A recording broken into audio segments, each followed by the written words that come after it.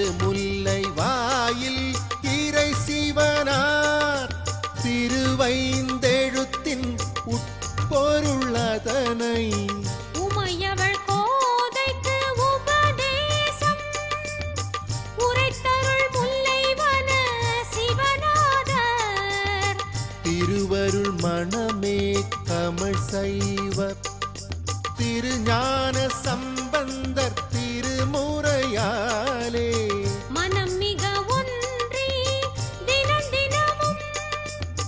வணங்கி சிவனின் வரம் பெறுவோமே.